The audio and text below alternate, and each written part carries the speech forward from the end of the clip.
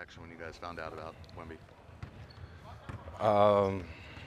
It's tough more than anything. I think for all of us, knowing how much he means to our team, but more so knowing how much he means to the game and how much he loves to play. So, Have you been able to talk to him since he found out about this? And if so, what's kind of his outlook, his spirit? um,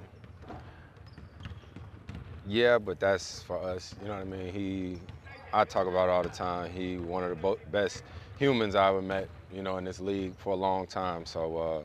I think for us, we just, more than anything, we probably just miss him being around. Is there a concern, obviously, for his health with this type of diagnosis? We don't know, but so much. Like, we were here too, just like you guys, you know what I mean? So. Knowing how he is as a person, how do you expect him to kind of take this recovery process and handle this news? I mean, Vic is 21, you know what I mean? So I know for me at that age, you can't imagine not playing and missing a game or anything like that. So I think he'll attack recovery as well as you possibly can. You've been on teams that have dealt with, season-ending injuries to guys like stars like this. What is kind of some of the keys as a veteran leader to kind of get the guys mindset right? First and foremost, I think everybody understands that basketball is what we do, not who we are. So life and everything is so much more important. But for us, we know losing a big part of our team like that is by committee. And trust me, you can't replace Vic. I can't stand on a guy's shoulders and block every shot that comes to the rim. And aside from his basketball ability, his charisma and what he brings into the locker room, I think is what we'll miss the most. Can you put into words the adversity? I mean, first Pop, now Wemby. It's been a wild ride this season. Man, it's been extremely tough, tell you to say the least. Especially with this organization and how they put everything into perspective. So obviously the Pop situation, knowing what he means to the league, Vic, and him playing his first All-Star game.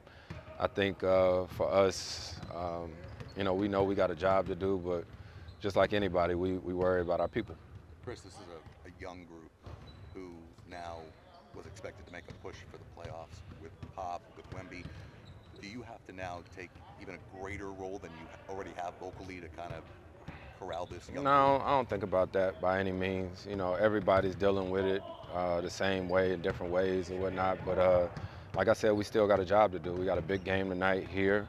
Of course, just like any team, we got a team group chat and all that different type stuff. But we got a job to do tonight. Can this team still make postseason? That's the plan. That is absolutely the plan. That didn't change. And I know Vic, I know Pop, they wouldn't have it any other way. Chris, I got two questions for you.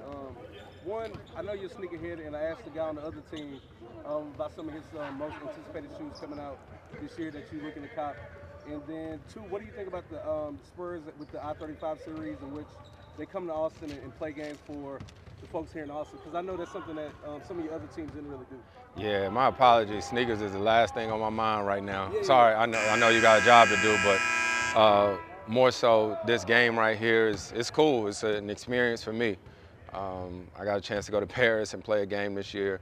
I didn't even pay attention that they played a game here in Austin last year, so it's cool to come down here and get a chance to see more of the fan base. And I played here against Texas when I was in college. This is definitely not where we played at.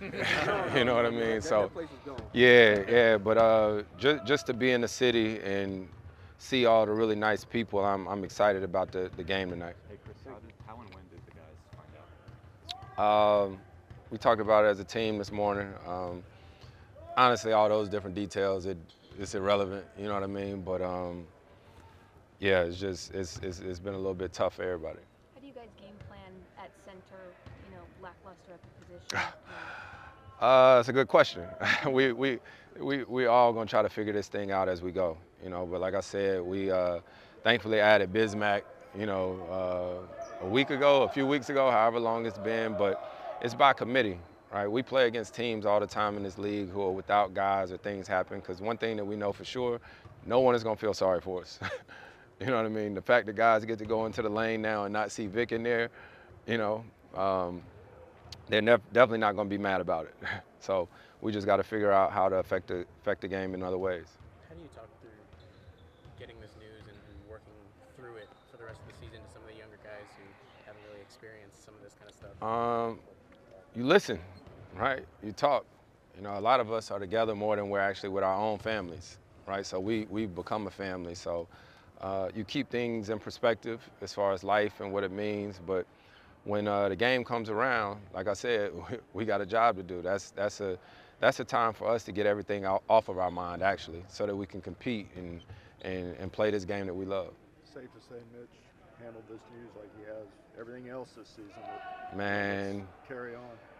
You know, it's wild to think, you know, the circumstances and the situations that we've been through as a team this year. But I think you guys know when situations happen in your family and stuff like that, somehow, some way, it brings you closer. And so I think this will do that too. Thank you, Chris. Appreciate it. No problem. No problem.